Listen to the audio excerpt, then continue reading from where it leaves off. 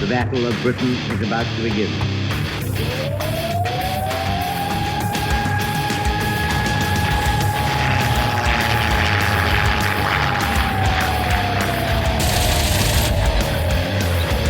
We got tanks up there.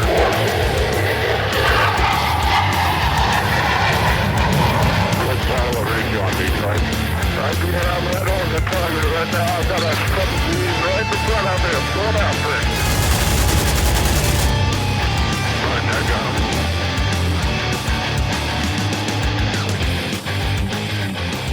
him. Welcome back to the Lead Pursuit Podcast, episode 50. I'm not sure what we're going to call it other than what the heck happened and how are we here. So we're going to start this episode kind of where this all started. Yeah, with the pusher himself, John Russell. How you doing, John? Well, hello. Yeah, sad we had to... Thanks for having me on board for the 50th. Yeah, we had to go back to the bottom of the barrel. We'll talk to John again because there's nothing else to talk about. That's right, default. Well, shit, we ought to talk to John. Let's talk to John again. And, well, you know, we have Chris on because for once his governor's letting him actually roam around the state smartly. Yay! Chris, are you with us? I am here. I'm sorry. I forgot my mute button. I was talking to no one. Yeah, I'm still trying to get my brain engaged right now, man. That's all right. Brett's also going to join us tonight. Brett, how you doing down there? I'm good. We could always call this episode Two Marines and a Ranger Walk Up to a Demo Table. Why, hello, gentlemen. Come on in. Let me show you a game called Blood Red Skies. Let's never go back through that again. Never. Two Marines and a Ranger get sold the freaking farm by an Air Force clown. Exactly. Yeah, that sounds like bonus. Hey, would you guys like tickets to the Wi-Fi? Yeah, we know how that works. Also, tickets to the pool. Shut up, Air Force. Yeah. So let's kick it off and talk about a couple things. We're going to cover some debrief items, some listener questions we've talked about. We'll talk a little bit through some Intel updates, and we'll proceed to banter for a while about probably nothing at all, but just usual stupidity. But, you know, I never miss an opportunity to not make fun of Warlord games. Or wait, I never miss an opportunity to make fun of Warlord games. That's what I meant to say. Damn it. Right. So if anyone's gone out to the Blood Red Skies website, the FAQ, I think, dates from the Stone Age. It's on there. But we've got a new item that just popped for the FAQ this last week. So, Brett, you've been playing tournament games. You've been playing some campaign games. Removing cards after you have the aircraft shot down. How have we gotten this far in the game and just thought about that? I guess I didn't play enough games, but yeah, we did that. Our first game of this new campaign. It worked out well. It made sense. It was easy enough. Yeah, it's funny. It's one of those things that you ask everybody. It's kind of been assumed one way or the other, and it was like, well, no, isn't it obvious that you lose an airplane, you have to take a card out? Or my answer, which was like, no, why would you take cards out? I mean, you already got the deck of cards. Who wants to change the deck of cards just because somebody got shot down? But Andy himself weighed in, and yes, in fact, when an airplane is shot down, you lose traits. Now, there's a corollary to that Andy and various other people were debating back and forth is, do you lose the number of doctrine, theater, etc. cards when you transition down from higher numbers? So if you go from, let's say, 12 fighters down to 8, do you change what your card deck sizes are there? I'd say no. That's still to be determined because it's doctrines and you know, like John's saying, there's a question about, do doctrines apply across squadrons, or should you pick a squadron doctrine card for every squadron you have, or some other, you know, optional rule kind of ways of weighing in on it. But John, I tend to agree with you. I say no, we leave those on there. Brett, what did you guys do in your 40 airplane game or whatever egregious Blood Red Skies it was? That's not really that big of an exaggeration. It was about 40 planes. We did not remove the cards when planes were shot down. There weren't really a lot of planes shot down anyway, but when it occurred to us to do it when a squadron was boomed out.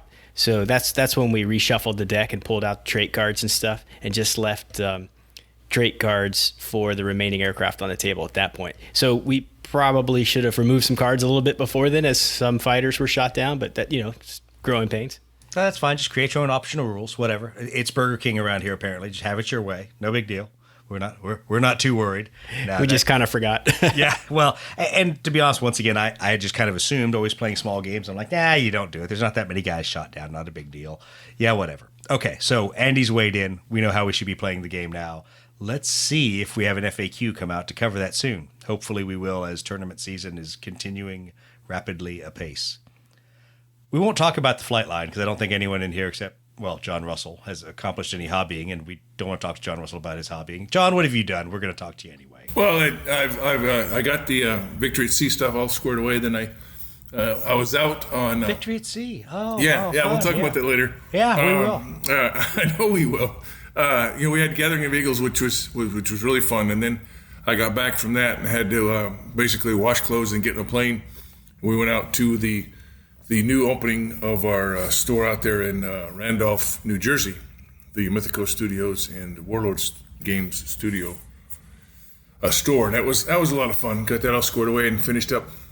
Well, I would have enjoyed watching it on the live stream, except you had like a New Jersey cell phone signal, which my God, it was horrible. Two tin cans strung together, and I could follow. So I think I rage quit your Facebook feed on opening day. So I apologize. Well, and then after I got all done, because we were trying to square some stuff away for HQ and trying to get stuff done, and they go, oh yeah, well why don't you just hook into this Wi-Fi instead of that Wi-Fi? I'm like, oh, that would have been nice to know 10 minutes ago, and then I probably wouldn't have lost information I could have used an hour ago. Yeah, thanks a lot, pal. But it went really, really well, and I'll be back. I'm just hoping to go back 1st of November for the next store up at Mahwah, New Jersey, for the next store opening for that one. So that's going to be a lot of fun. And I was able Is that north or south of the Superfund site? Where does that fit in New Jersey? I think it's just east, just as usual. So that's going to be fun. And then I was able to see the last little bits of our new item that we're leaking today and tomorrow, and it's going to hit big on Wednesday. The whatever, let's see, that'd be the 23rd. Did you say leaks? Yeah. This thing I've been can we premiere I've been here? quiet about for about a year and a half. So yeah, so it was a lot of fun to do and help, and I didn't do a lot of the play testing, but I was able to introduce one person to the other and get that going, and I'm really excited to see this thing hit. We leaked the first little teaser today on some sites, and then it'll just get bigger, and Wednesday will be the big kaboom, and we'll see how that goes. And then I just got back, and now I'm trying to catch up on everything, and I actually got a little bit of hobbying done. I painted up I'm working on an SU-76M for my Chinese for Korea, and then I'll do a Korea Jeep, and then a utility truck for Judge Dredd, and then I'll start painting some more airplanes. Nice. Have you figured out how you're going to carry your airplanes around? Well, I found that big plastic tin tub that I used for some of the stuff you guys saw at Gathering of Eagles, and they sell a 7-foot long by like 3 foot 2-inch piece of rolled foam at Hobby Lobby for like, I don't know, $10, or use your coupon and get it down to like, $8 or $9. So I'll be doing that and cutting foam. So that'll be the next project, getting all that stuff back out of the shed, which you have been to, Doug, and dig all that out of there and get those restored, because I need to have a better method than just bubble wrap in a cardboard box. Yeah, that doesn't work so well. But I kind of been dabbling with the same thing. So I went out and I bought a little bit of foam, a little bit, I say, from Uline, and some boxes, and I was surprised. So the problem is you can never buy anything in small amounts, so you need to split this with your buddy. But I was pretty happy with, for about $350, I ended up with 12 inch by 2 foot boxes full of foam. And so, once again, depends how you want to buy your foam, how you want to stack it. But there was a lot of capability to do, pick and pluck foam and not spend an arm and a leg. That's not being said that I don't love some of these other companies like Battle Foam and some of the other guys that are out there, because they do some amazing work.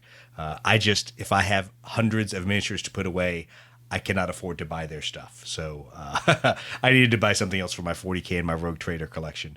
You only buy Battle Foam at Adepticon on the last day, when everything's on freaking 90% off sale, because we don't want to put it in an airplane and take it back. Because they don't want to carry it back. Exactly. Well, stuff you put up on I think you sent me a picture. That stuff looks really good. I mean, I was surprised. Just lasered is nice, but that stuff looked like it was great. Yeah, well, and the funny thing is, you kind of get what you pay for when you buy boxes and stuff like that in bulk. I mean, they're not as perfect or as fancy as the Battle Foam ones, and I'll swear by those Battle Foam cardboard boxes. They're great. They stack well. They've got little tabs to hold them in place. But oh my God, I've seen bags that cost less than those boxes. But once again, it's what are you doing? Those boxes that they make are great for storing your extra foam trays. What I was trying to do was generate a shit ton of foam trays. So that's what I did for about 300 and change. Yeah, those ammo can freaking plastic trays that Steve Toth was posting about in our little admin chat the other day. I actually ran into those yesterday when I was on my way back from the UP at Jay's Sportsman's Warehouse. And those things really are nice, and they weren't overly expensive. And I was kind of checking them out, and size-wise, those are really nice trays. They would work really well for miniatures. They clip shut and they lock together really well on top. They might work really well. So watch this space. You might see a new standard for how you're going to carry your miniatures around. And I'm sure if you told Jeff Slicer the size, they'd cut that foam for you just right. But see, I'd have to ship it. I've got foam cutters right here. There you go. The good old US of A. So yeah, so we may have something here soon that fits those sizes pretty well and is standardized, because I hate all my boxes being of different sizes and different foam shapes. Thank you, Battle Foam. Medium and large and small and all those sizes. Kind of matches the aesthetic too. Kind of looks like maybe some kind of ammo resupply for your aircraft on the run up there. Yeah, that was one of the cool things about it. I mean, they're built to stack freaking, of course, ammunition, but they were nice trays. I mean, I've seen a lot of trays. These had some pretty good freaking heft to them and some pretty good strength to them. We'll talk about some other things that have been coming out. I did have to laugh that Warlord just announced the PE2 and JU-88C. Oh, wait. Didn't we announce that and ship some of those earlier this summer? Nice work, Warlord. Nice work, John. I know you can't take the blame for that one, but that was pretty funny. Yeah, it was. I was glad to finally see those, and now we can get all those JU-88s back on the board. Yeah. So I know a couple people have painted up their C's as if they were A's. We'll see. We'll see what people do. But I have to make the joke here, because John was talking about the Victory at Sea named bases, and he was talking about that kit, and we always say such good things about Warlord customer service, and I kind of had a moment, I guess to use my big 50-cent word of the day, I'd say it was an epiphany. I was sitting there and I kept wondering, why does Victory at Sea have these big tsunami bases? And why do those big tsunami bases have the ship name emblazoned on them? And I realized they're trying to take the work away from their customer service department, having to respond to the wrong resin, the wrong airplanes, the wrong ships being put in the wrong box. That way you read the name on the ship and you match it to the box. Nice work, Warlord. You're welcome. Everything we can do to help you make your hobby easier. Are the airplanes going to have their name on the bottom too? Did you notice on John Russell's, on his Hornet, that it's an exactly scaled up version of the wave freaking pattern that the Hornet sits in?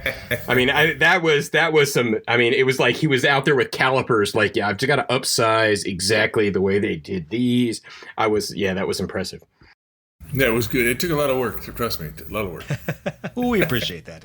That was a great target. I mean, it was a great piece of terrain to have out there. Well, I was glad that we were able to get it there, and it was just one of the things that made GOE that much more special, I guess, or unique. And I was really happy with the way the GOE went. I was happy with the way the crowd was. It was just the perfect event at the perfect. I have the right exact equipment at the right exact time. Quote Patton from Patton, but. It was a good time, and everything was just right. And I mean, those B-29s, the Catalina, that cat was beautiful that you guys had out there. And and the B-29s that Brett put out there, I was like, oh man, I want to play this, I want to play that. Well, I still feel guilty because we didn't run the B-29 scenarios and we didn't do the Catalina scenario. And I know Brian had said, hey, I want to do a Catalina scenario. And I had one ready to go, and we didn't do it. So. Well, we had all that stuff out there for Big Reds guys. We did a little bit, but we didn't do as much of Big Alley as I wanted to. However, it did make me go buy. Yeah, what did you just buy? What did you just acquire? Yeah. Pusher. Well, because somebody was bitching about, one-on-one isn't going to be any good. We need more planes. And one of those, okay, here's your public service announcement. Don't drink alcohol and go online and order things, because that's just... Michael always... How has that only become a sudden realization to you? The rest of us learned that with like the first year of Amazon. Exactly. Come on. Well, Michael always sends me these he's a modeler, and he gets these updates like from Sprue Brothers or these places. And there's a couple good kits out there for MiG-15 and the F-86. And I was like, okay, well, maybe I should go look. And then they had them for like $9 a piece. I'm like, well, that's kind of cool. But they didn't have 3 because I wanted to do 4-on-4 because a 4v4 is that'd be great for Big Alley, 4 MiGs and four Sabres. But they only had like 1 maybe. So okay, so I started going down these rabbit holes. And okay, I found some.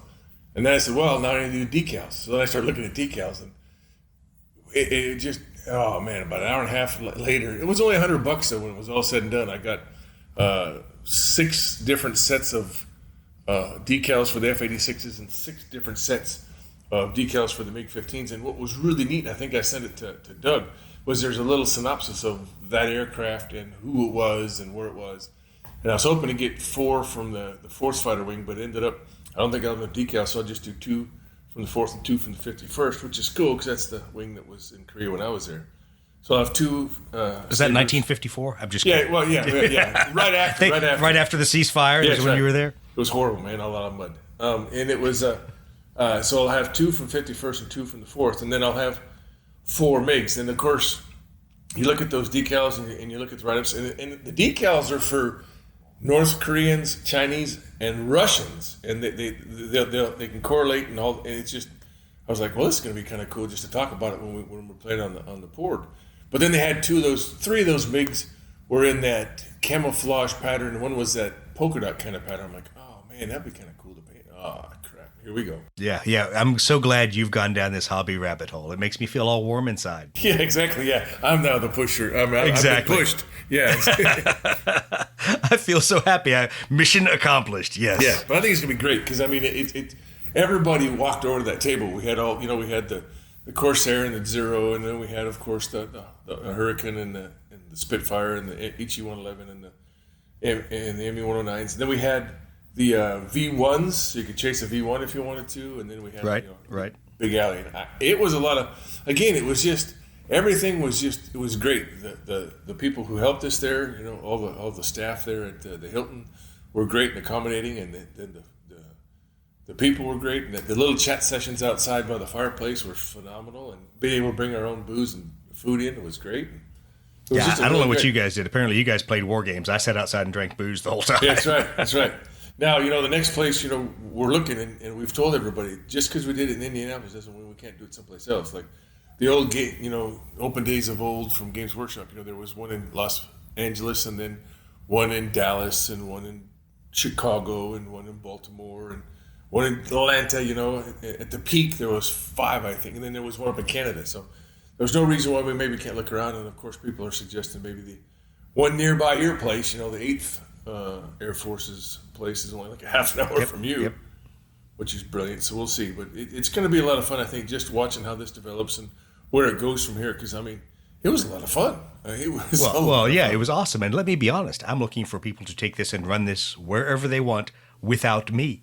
Yeah. And it's not that I don't believe in the GOE model. It's that the purpose of doing this is to do it multiple times in a lot of other places and not necessarily have to have all of the same people show up at all the same events. Well, you do that once or twice, maybe East Coast, West Coast, but then you let everybody else tailor theirs to their own liking or region, and I think it'd be brilliant.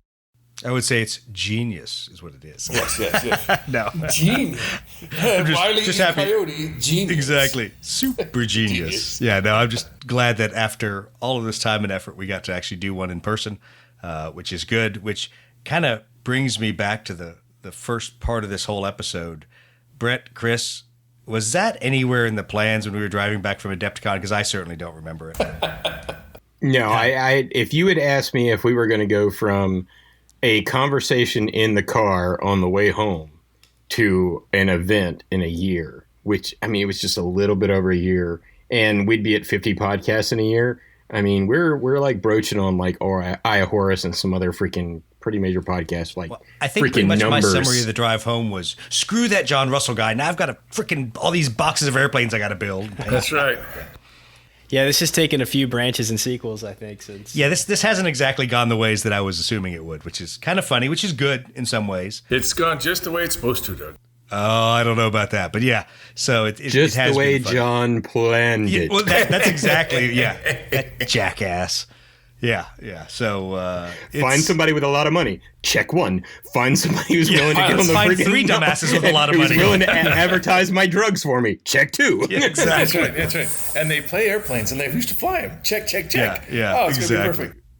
These suckers, they'll never know what hit them. Boom. Yeah, gotta love it.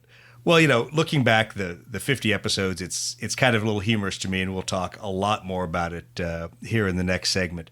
But it's funny how things have grown from let's just talk about a little bit about the game and kind of intro things to people to talking about what our hobby progress is, and then delving into rules discussions, which apparently people still want to know about. Apparently people actually think you can win this game more than once out of sheer luck. And then talking to a lot of the other guests that we've had, talking to authors, talking to historians, and really bringing out a lot of the story behind Blood Red Skies, the game itself. What's the history that drove the way some of these aircraft are portrayed? Besides, Andy likes UK aircraft, and so everyone in the RAF gets all the cool traits and can cheat with aggressive tactics, defensive tactics, and tight turn. Right, Brett? Yeah, but That's all the right. stuff. Yeah, but all the stuff is labeled. The zoom and boom chips are all from the Luftwaffe tactics. They used to zoom and boom all the time. So he has a little liking the Luftwaffe. Not enough to give them good traits. I'm adding defensive tactics to the list of cheat cards. Yeah, it's a cheat combo, and I think you saw me use it on Steve at one point. The cheat combo of defensive tactics and aggressive tactics, and then all of a sudden people are like, "How do you have squadrons that do all this stuff?" Well, you have enough airplanes, you can get enough doctrine cards. So yeah, it makes things interesting. Well, let's take a quick break, and when we come back, we're going to talk our way through the 50 episodes and some of the things we learned, some of the things we are never going to do again, like buy a game from John Russell. Amen, brother. And we'll be right back.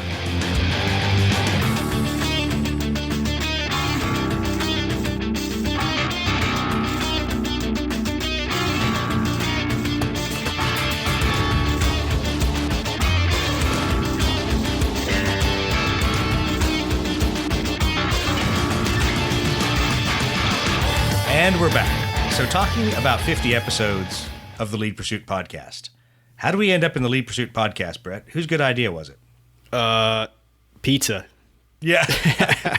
No. No, don't blame this on me. Said, I was an unwilling participant and freaking beckoned in with food. You danced right down that golden path hand in hand with John. Oh, no. I showed up leaving Adepticon with a bunch of boxes of miniatures. I take credit for that. Who was the a-hole that says, we ought to do a podcast? Everybody's got a podcast. Yeah, I think that was what podcasting can't be that hard. That sounds like a great idea. John, have you ever heard that one before? If I had a nickel. Yeah, exactly. For everyone who said podcasting is simple. Yeah, but you say it's simple, but not too many of them survive. I mean, my goodness, 50. I mean, I'm gobsmacked that it's already at 50. I turn around and I'm like, holy crap. I mean, the Snafu guys just passed their 50, and they've been around for 3 years. I was about to say, so that was going to... So how many episodes are they at right now? They just over 50. And then, the Juggers are only at 25, and you guys are smashing 50 already. I'm like, holy crap. You turn around and boom, you're at 25, turn around, boom, you're at 50. Holy mackerel. We hired an F-18XO as the guy in charge of things. So if anything, we're able to stay on a schedule and keep moving forward. Because I'll fucking run the bus over you assholes if you're not on a schedule. Exactly. Yeah, well, and here's where I have to tease the guys over at Snafu, because things became a little strange, not intentionally, but it was us kind of being funny, and then people not taking it as funny, and I thought it was funny, but not everyone thought it was funny. So whatever, sorry Snafu guys, but hey, look guys, we're already at 50 episodes. Maybe we don't need to ramble the whole time. Now we make it short and concise and sweet, and only talk for an hour instead of 2.5 or 3. Well, that's an F-18 guy driving the bus again. Yeah, it's got to be quick, but I do have to complain to the Snafu podcast. Your podcast is too long, or my yard is too small. I'm done with the yard before I'm finished with your podcast, so I never finish it. Have you ever even listened to or watched the Juggers? Those guys are a great bunch of dudes, but sometimes it's like 2.5, 3 hour podcasts. I'm like, oh Lord, I don't know. If I can my last. problem is I want to listen, but then I end up sitting on the front porch, and my wife walks out. She's like, "What are you doing?" I'm like, Getting ready to go do the weed eating. Yeah, that's it. Yeah, so I never finished the podcast. I do feel bad about that. Agreed. And but they have some good content and they have a lot of fun. So, I mean, that's their format, so you guys have got the in and out format for, quick hour done, and just like Blood Red Skies is, and 40K and bolt action take sometimes, I guess, maybe a little longer. And so their podcast might be a little longer.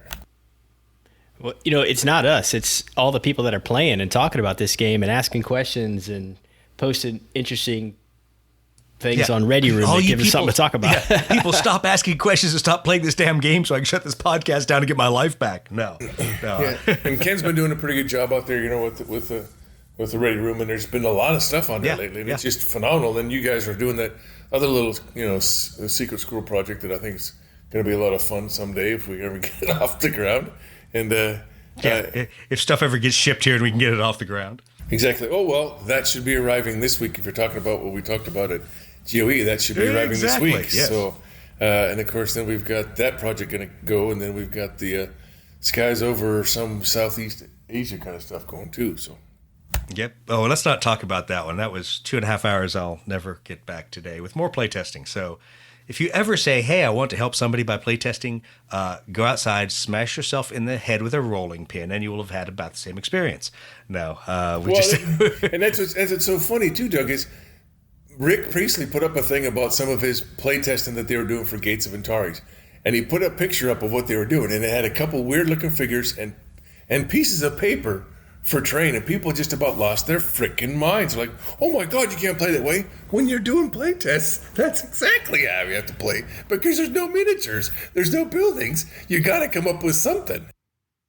Dude, who are you kidding? At freaking GW, the one thing that blew me away was when I got an insider's view of GW and how they do playtesting, and I was told that they don't even have armies like that GW owns.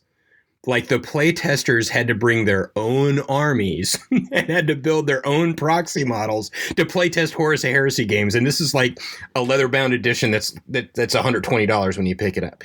And that's how they're doing the playtesting. And you have this freaking belief in your mind that, like, there's some crazy gaming room somewhere that's like got cognac on one wall and freaking fully painted armies on the other, and that's how they do playtesting. It's just not the way it works.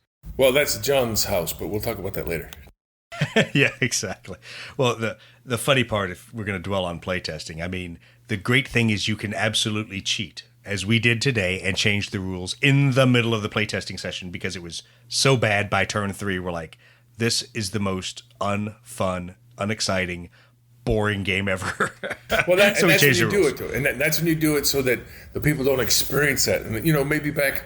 And we've all had those games like, Air War and stuff that maybe they didn't do that. The old counter games that are like, my God, did they even think about taking this out of the box? And it's just, you got to break the game to fix the game. And I think that's the perfect time is when you do it in playtesting. Oh, good, because we broke it. We broke it about 17 different ways and kept breaking it. And yeah, we got to the point where we had so many Band-Aids to fix things we broke it again that we just started over for a third time today. So... Don't ask about Vietnam. Doug doesn't want to talk about Vietnam. We'll get to those rules one of these years. All right. Well, moving on with the other things that we did. Somehow, in the middle of all this, we started doing virtual gatherings of Eagles. Chris, was that your good idea? Can I blame you for that? Saying, oh, it's easy. People do stuff on Discord all the time. Yeah, that was my fault. Yeah, and then we graduated to like deeper and deeper and deeper in. Yeah, it was my fault. I was glad you funded it, but yeah, it was my fault. Yeah.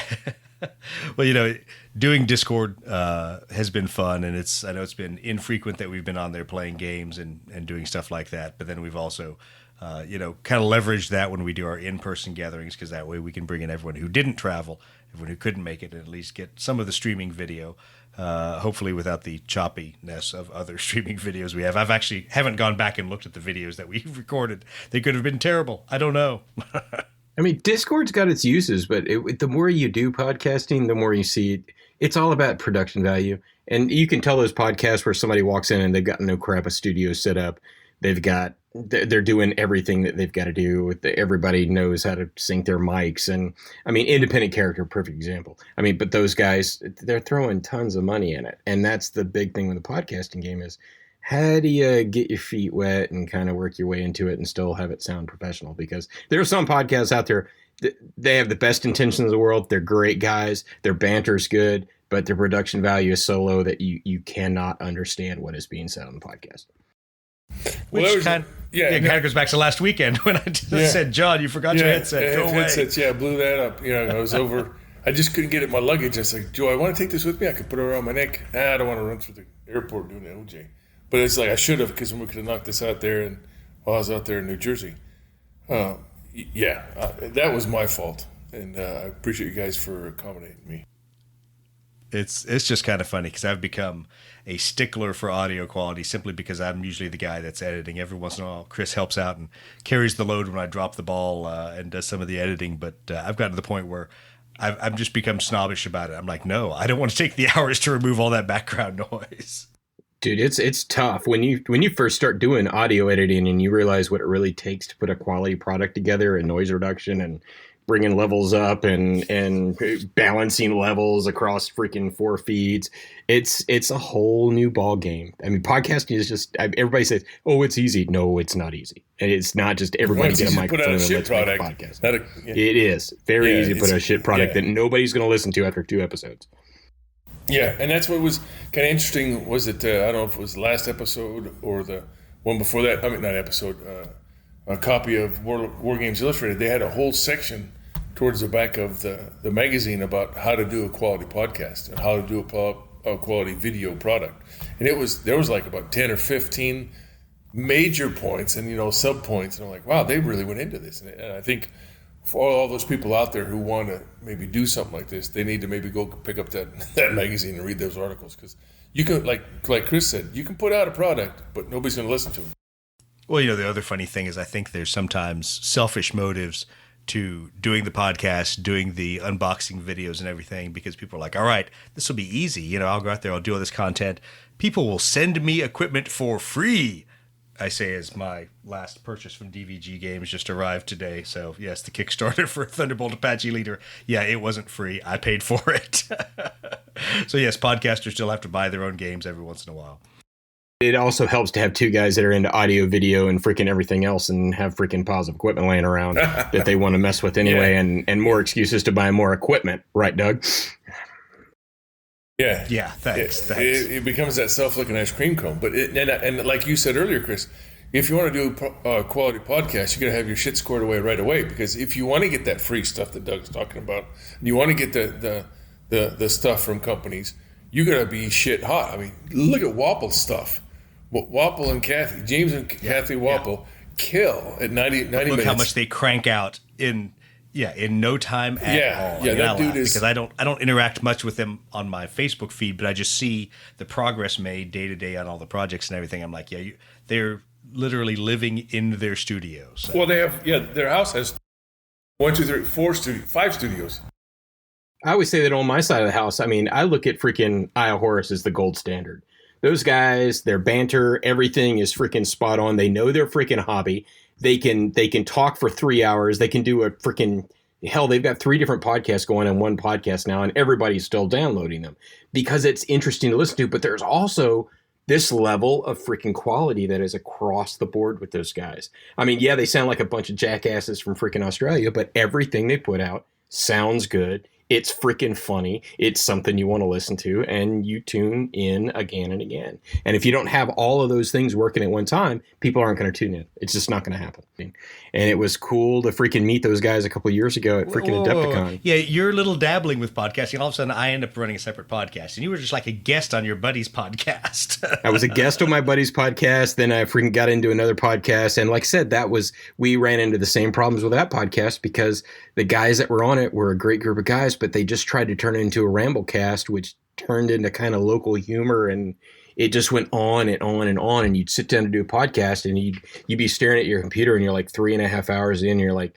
oh my God, this has got to freaking end. And people can't keep doing that. That's one of the reasons why I love our format. It's up, you see me, I'm down. we get in, we get out, we say what we need to say, and I think that's why people keep tuning in. It's a serial. I mean, nobody wants to come in and watch an epic. Marines. Exactly. We don't want to watch it. You don't want to watch a Kevin Costner episode that's freaking boring as shit for freaking 3 hours. Give me the freaking Bay freaking movie that's freaking 89 minutes and barely feeds me anything I need, but gives me all the wow. Nice explosions. That's all we care about. That's right. Boom, boom. Nice explosions. And boobies. Yeah, we have lots of lens flares on our show here. Yeah, exactly. We're pretty fancy here. Not so much. Well, and Matt Schreiber does a really good one, too. I mean, he's got some good ones going on, and I think I'll be on his tomorrow. Yeah, and he's been doing – recently he started doing like a 24-hour painting thing, and he had different guests come on, and they were painting all the time for like 24 or 36 hours of just – and it was all kind of kicked in for – it was either Reaper or – and, of course, ReaperCon had a really good – and what's the changing dynamic right now, everybody did a podcast, but now it kind of became you had to keep in touch with the hobby because of all the curtain that was put across the world right now, so people couldn't go do their thing. I don't know if you want to say the word because some people say then you're tagged or whatever. But when that freaking COVID kicked out and stopped us from going to play, you got to do something like this just to keep your hobby alive. And now we've got these virtual conventions that well as I do next year, even if it is a real convention, people are going to still be doing the virtuals because now people from Australia, people from England, people from all over the world can tap into your convention and not be there, but still be there. And we kind of did that a little bit with GOE with Andy coming on, and it was fantastic. Well, and that's the tough thing is sometimes that seems easier to do in theory than it is in practice. And I think that's my biggest frustration is I'd love to have more opportunities to do virtual GOE, but it isn't no overhead. It takes time to plan, takes time to coordinate. Of course, people don't show up on time or like Brett and Chris steal the show as the miniature painters. No, I'm not bitter, not at all. But there's a level of effort that goes into those that I will be quite honest, because I've had this discussion with a couple people. I would love to see across the U.S., Europe, Asia, a number of people step up and say, hey, we'd like to kind of take the lead on the virtual GOE as well, so that it's not necessarily the same 3 or 4 people planning every GOE style event, whether it's virtual or in person. And the virtual ones, guess what? You host it from wherever you are around the time zones that are convenient for you. And if people can show up, that's great. If you're 12 hours out, if my friends in Singapore ran a virtual GOE, I'd probably show up, say hi, and see you in 8 hours after I sleep. Well, then it becomes that uniqueness, and you can own that GOE stuff, and it's just brilliant. I had some problems with some people coming and say, "Hey, John, we want you to do we're having this convention, but we can't have the convention, so we want to do a virtual convention. What can Warlord do?" I'm like, "Well, we can link you to our website because we just." What do you want me to do? And you can ask anybody to come do your virtual thing, but you got to have a plan. Like you guys had a plan for GOE. You had a plan for the virtual GOE. You can't just wing it like Chris says, you wing it, and 9 times out of 10, you get 3 guys talking about something for 4 hours and nobody wants to listen to you. Yeah. Well, and the thing I've seen a lot of times is people will wing the events, and it just kind of drags. And at least that was what I was happiest both in the virtual and in the in-person GOE that we just had, was at least to me, and I realize I'm the organizer, so it really doesn't always, it never seems like it drags to them. But it didn't seem like a drug to me. It seemed like we had, a good move from event to event to event, moved to the tournament, took breaks. I know sometimes there were enforced breaks. And I'll be honest, I, as the organizer, did that to get people to go sit outside, relax, talk to each other, and not feel like we always had to be competing across the table and be adversaries. We can actually be on the same side. Well, the more you force people not to peek behind the curtain or want to peek behind the curtain, makes the event just flow. And as long as you keep it interesting and you're not like, well, what the hell's going on now? Well, I don't know. Let's go find the organizer. No, you keep them going. You keep them doing like you did. And people are like, oh, man, the day's over with. What the hell happened? What did I just do? And that's perfect.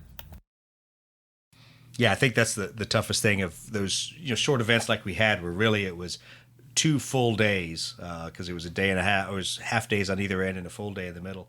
It was just so much to do that you can't get there from here, especially if you're trying to take breaks and have happy hours and be social and do things like that. But hopefully it was a step in the right direction, and we'll see where it goes in the future and where our next GOE is and even when. A lot of that's still up in the air with the way things are progressing in the U.S. and, with events by state. But I think you set the standard, you set the bar, and I think everybody now we know what it is. I appreciate that. Well, no, it was. I mean, I've been to a few of these, and I think yours was right up there with stuff that's been going on for a while. It wasn't. Trust me, I didn't get it done myself. Brett and Chris carried a lot of that load too. They may jokingly say, "Hey, we pitched in it the last week," but they carried a lot of load. It wasn't obviously the first one, if you know what I mean. It didn't seem like the first GOE. It didn't have that feel like, oh shit, what do we do now? No, everything was orchestrated, everything was planned. It wasn't a bunch of guys with monkeys and footballs. It was really well done, and it was well organized, and I can't wait for the next one. Yeah, it'll be fun to see where it goes from here. Dude, I'll tell you, high praise. Chris Duncan's been running the freaking events for probably 10 years in Indianapolis. He came in, saw what we were doing, bought some airplanes, bought some little freaking boats from John, and he was just like, dude, you guys need to come and link in with my event. And for me, that was just like, we're doing something right. This is a guy that's totally he runs like events, and he's like, I want you on board my ship because you guys know what you do and you get shit done. And that was good. That's awesome. Yeah, and I had a little chat with Chris after the whole thing about some of that. So hopefully, first of all, got him some openings there at the Hilton Garden Inn to do their event if they can get a good rate there. And then we definitely want to team up with them and do some more stuff in the future. Because trust me, I'll go back to Indianapolis. That tenderloin, or as Chris would say, the Tenderloin. Tenderloin. You got to swipe right on that Tenderloin, baby. Yeah, exactly. Oh my God, that was something else. And now that we've established ourselves, after I left and everybody's gone, and I rolled out. I figured, well, I'll go hit a couple stores just to, as the Warlord guy, to go chat. And I ended up walking to a store and they're like, we just heard about this thing today. What I said, well, we've been talking about it on this, but you realize you know what you're talking about, but maybe they didn't hook in or whatever. But they were all excited. Oh, if you guys do it again, we want to come. So there was several stores. We could have had a crap ton more vendors, but I don't know where we would put them. But it would have been it would have been in the nuts. hall with the Magic players. Exactly, yeah. They'll be out there and playing to 40K and stuff too. But it was Chris would have been happy. Yeah, well, and that was what was cool too, is we did have some 30K, we did have some Team Yankee going on, and that was okay. I mean, but still, we could go bigger now. We've established the baseline for GOE, and now we can just go up from there. Right. Well, and I think that's the part of what you have to be honest about doing an event, this size and doing a podcast as narrow as Blood Red Skies, because we've seen the focus of Lead Pursuit podcast change. I mean, we started as purely a Blood Red Skies podcast. And then, as I dabbled with other aerial war games, I'm like, guys, we need to talk about these other games because people aren't talking about them a lot. Sometimes people are doing unboxings or playthroughs, but they're not talking to the people making the games. And I think we tried to kind of morph where Lead Pursuit is. Hopefully people are interested because hopefully their interest in war games is wider than just the narrow focus of just Blood Red Skies and Blood Red Skies tactics and how to paint your Blood Red Skies airplanes. So, but the flip side of that though is, Doug, is you guys are narrow and you've got 50 podcasts and you've done 50 podcasts on Blood Red Skies. So maybe we just repeated the same thing. Paint your airplanes. Well, and that's what's funny is some people say like, oh, surely Blood Red Skies has got to run out of steam because you've only so many airplanes. Dude, then you haven't studied World War II because there's a crap ton of planes out there and just different cards. You guys took... Then you haven't looked at my backlog. Yeah. Well, you guys took an event that, people are knowing about it, the Malta thing, and you guys took that and made it such a beautiful presentation.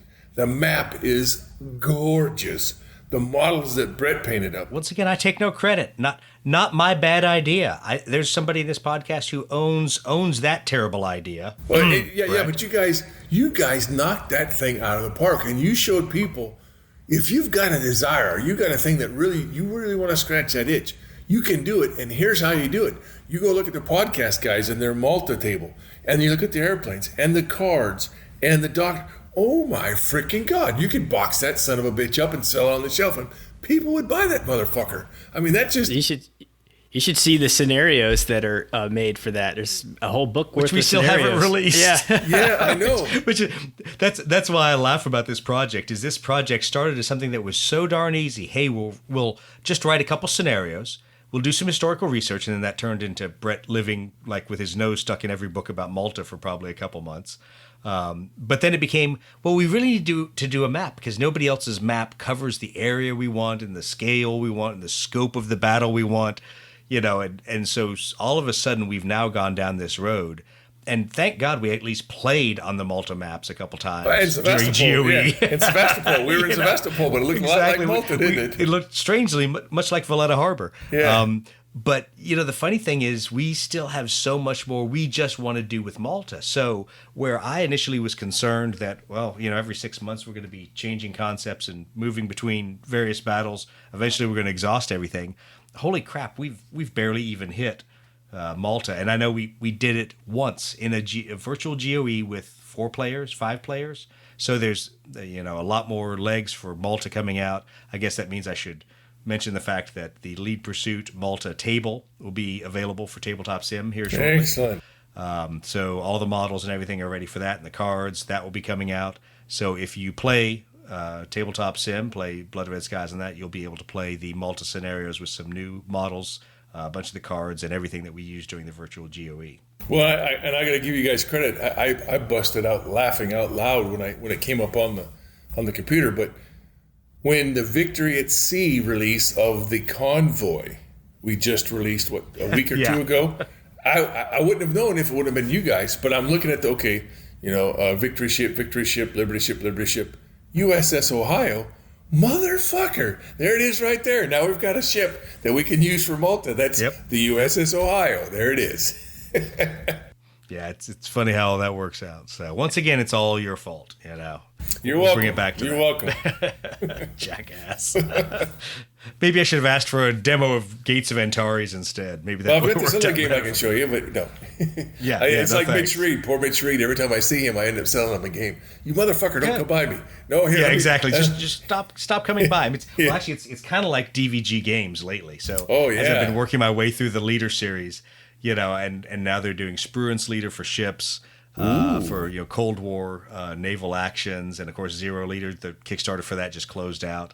I laugh. I'm like, really, guys? Can you stop producing Leader games for just a little bit? Because I'd like to finish playing all the ones I have. Yeah, my wallet would thank you. Yeah, exactly. That's kind of where I am. So the good news is I have Phantom Leader and Hornet Leader staring at me here. So now that I can pick up my latest acquisition from the Thunderbolt Apache Leader Kickstarter, the reprint of that, I will dig my way through that. And I think I'm going to pawn it off on Brett. I think as I drive by, I'm just going to chuck it out down there in North Florida as I go past Brett's house. That's good. Then you Force can him go to back play. to Rolling Thunder and have fun with that game. Yeah. Well, I've got that in the same box over there. Like that is also in the things I've got to do. Well, Chris, I know you've got to check off here shortly. Any last minute things from you before we wrap all this up tonight? No, GOE was a blast. Just getting down there, being back in that freaking con atmosphere, even on a teeny tiny small scale.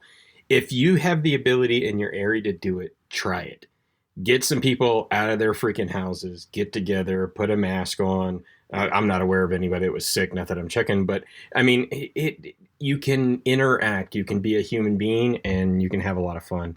And I did want to say a quick shout out to Ryan, who very unexpectedly lost his father this week. Ryan has been a buddy of mine for a long time. He's a huge freaking part of the Indiana scene. He helped us out a lot with freaking Gathering of Eagles, just out of the goodness of his heart. He doesn't play the game.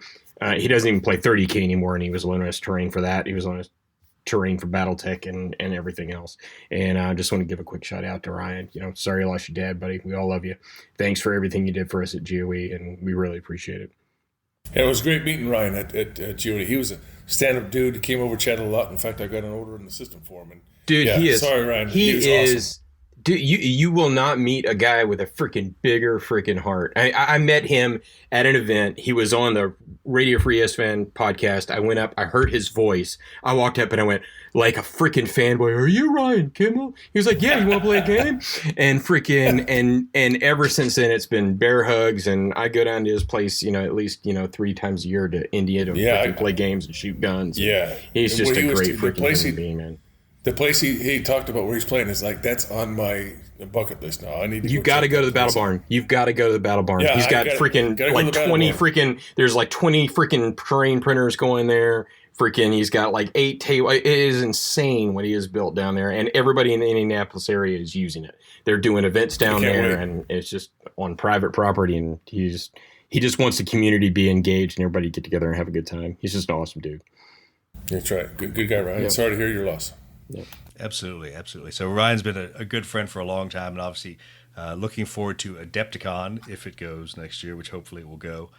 Catching back up and maybe actually doing some heresy things. I don't know. That's scary to think about. Or maybe the Multimat will see by more people there. Yeah, exactly. Roll that out.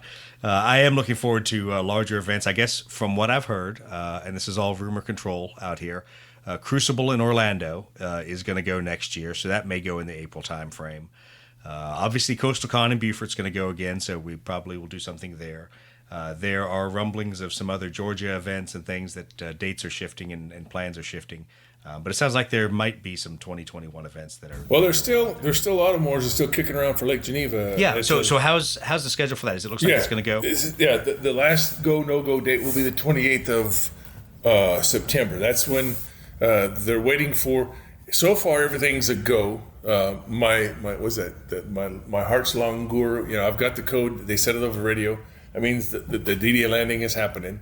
But the last no-go hurdle is the 28th of September when they hear from the Wisconsin government whether they're going to lift or not lift the mask ban, which will influence the final vote. But that's the last. I was hoping that wouldn't influence the final vote. Because so as we saw, that's just a speed bump. It's just a small hurdle. It's not a big deal. Yeah, we did it at Twisted Lords. I understand it. And we did it yours. We did it at Twisted Lords. And it was fine. And we still didn't have anybody infected at Twisted Lords. We didn't have anybody infected at GOE.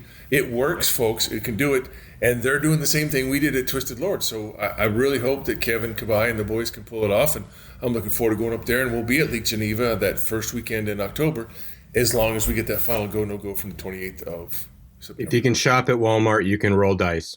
Amen, brother. Exactly. Yeah, or go to Sturgis for a bike thing. And then in November... Well, but there you wear a bra. You don't wear a mask on your face. Oh, did I say that out loud? Yeah. And then I think the next 2 events, the ones in the first part of November, is going to be Bayou Wars down in Mississippi. And we're still looking at that one. And still it's got a green light. And then the guys have thrown something together at the Toledo Game Room for the 22nd of November. There's still something going on there for that. But that's the last 2 or 3 events that I know of that I'll be attending or that I know of. Unless there's somebody out there that got something cooking.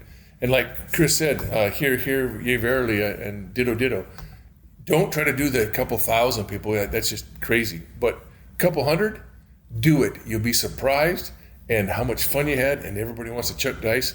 And people got some money in their wallet. I was surprised that the people were dropping at GOE.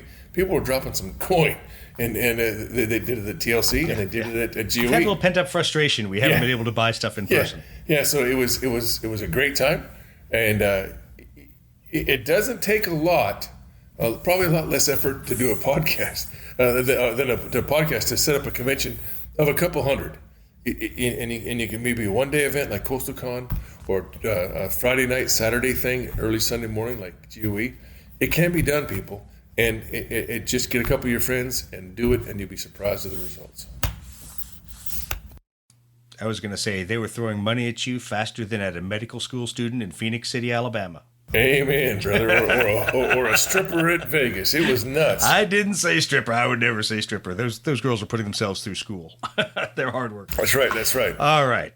Moving on. So as we tie things up, Brett, any last minute things you want to go ahead and cover? No, I was just, as we're going through the episode, I'm thinking about a lot of the things we've worked on in this now just over a year, really. And it's kind of kind of a lot. It's the first time I've really kind of added up in my head all the little projects and content things we've put out there. But, not to toot our own horn, but I figure if we don't, somebody else will use it as a spittoon, right?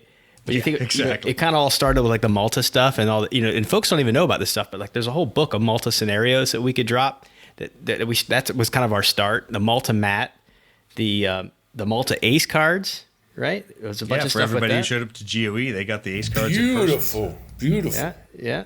And then, we had the virtual GOE, the in-person GOE where there was a, maybe some step towards standardization of tournament play for Blood Red Skies. That was exciting.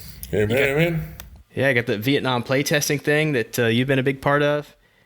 This campaign thing that's brewing, and we're getting close to doing something with that. And even just like the little things like on the LPP Facebook page, I mean, we're constantly out there like talking to people and stuff. And you've got stuff on there on our store that's, selling bits and bobs for Blood Red Skies. And there's that resource list on there that I think has been a good resource for people to check into who have questions. I just feel like just as I recount the things that we've been involved with just in the past really just several months, just a little over a year, it seems to me kind of a lot of stuff. And I'm excited about that because I hope that I feel confident that some of that stuff has been helpful for somebody who's playing the game out there, and I feel good about that. Well, I think there's just a lot of stuff that can be done. There's always a lot of good ideas out there, and then that falls into what a couple of knuckleheads with a computer and a couple of microphones can do. So, well, and you think about this too.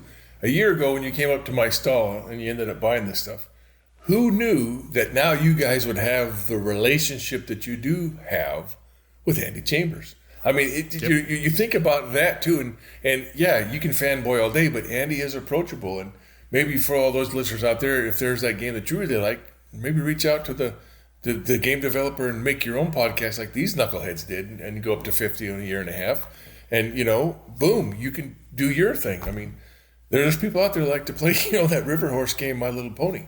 It's a role-playing game, and it's phenomenal. But, hey, if there's something out there, you'd be surprised how approachable these game designers are. And, a year ago, these guys didn't even know that Andy would talk to him. Now he talks to him on a regular basis. Yeah, sadly, Andy does talk to me on a regular basis and usually tells me how I've screwed it up. But that's all right. Thanks, Andy. I appreciate the feedback. I'll try to screw it up less the next playtest session. That's all right. Well, we've been talking for about 58 minutes or so, mostly making fun of ourselves and being smartasses and maybe occasionally talking about something pertinent like Brett likes to do. But I want to thank you guys for jumping on the podcast and for at least helping us commemorate 50 episodes. And while it may not have been always 50 useful content episodes, it sure has been a hell of a lot of fun. Well, congratulations. It's always been an honor and privilege, guys. And this is just phenomenal. I hope for another 50 more.